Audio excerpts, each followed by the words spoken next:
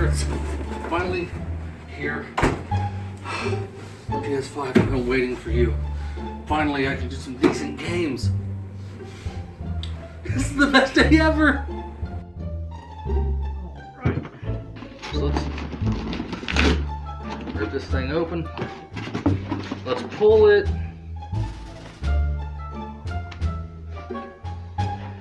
This isn't a PS5. This is a PS1 with Ridge Racer used. But hey, at least I got a memory card.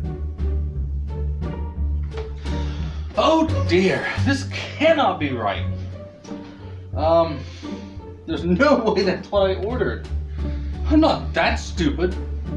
Am I? I don't know.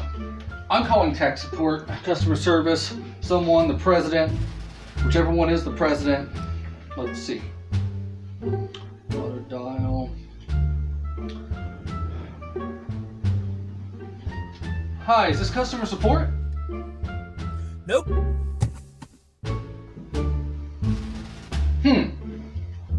Well, I guess now that that's sorted out, there's not much left to do except to review my used copy of Ridge Racer.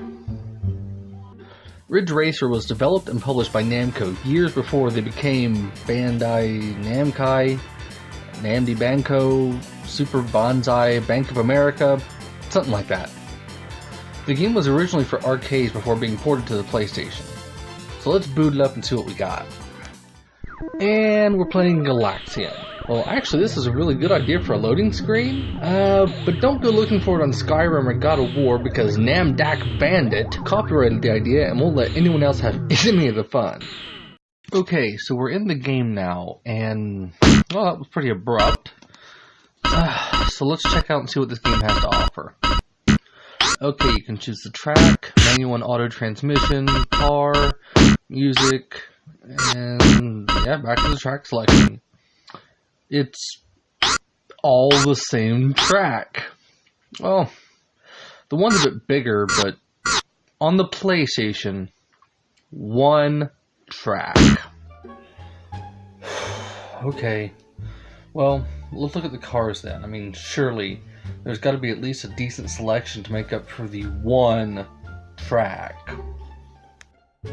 Alright, we've got this red one, a red with white and green, a yellow, a blue, and that's it. Good night. Okay, so I guess if you complete Galaxian during the loading screen, it'll unlock more cars. But when this came out in the early 90s, I mean, you didn't have the interwebs or the Google machine to tell you this. So the only way you'd figure it out is if you just happened to care enough to actually bother beating the loading screen of your game. So, let's just jump into an easy race. And apparently hitting the gas immediately causes the tires to spin. Wait a minute. The announcer specifically wanted to see one car spin out and sputter behind everyone else. What kind of sick guy is this? Wait a minute, did that just... Amazing! If you hit another car, it sends them flying, but immediately they correct like nothing happened and just keep on going. Before we get any further, let's talk about these controls. These are the touchiest controls I've ever seen in a racing game.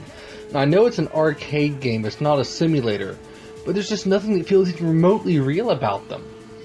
If you actually push a button, you fly off the track. Oh, and it gets better. The speedometer has us flying. Just imagine trying to fly back and forth on any car in reality with those kind of speeds. But then again, like I said, it's an arcade game, so in all fairness, I guess reality wasn't the key goal, but still, just tapping the button to turn, it's kind of crazy. Okay, so we'll try again. This time we'll run the high level race so we can get this extended track. And, well, I guess since it's supposed to be a little faster, we'll go ahead and choose the blue car for the top speed.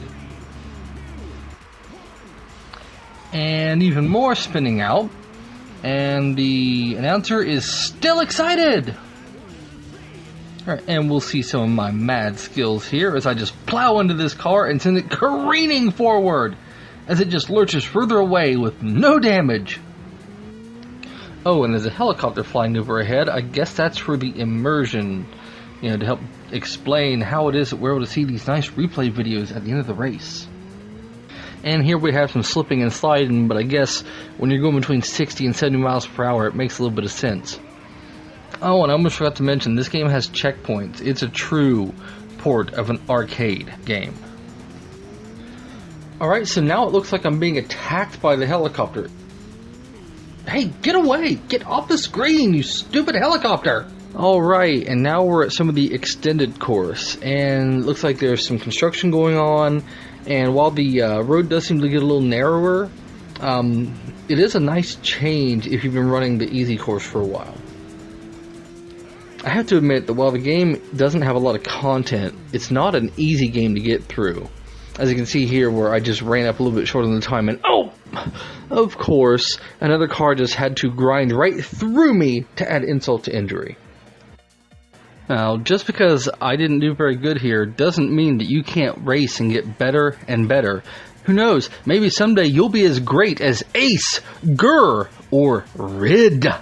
Alright, now that we've seen that I can't complete a race, let's go ahead and see if maybe trying to drift will make us feel a little better. Well, we're going round and round and wrong way. Huh.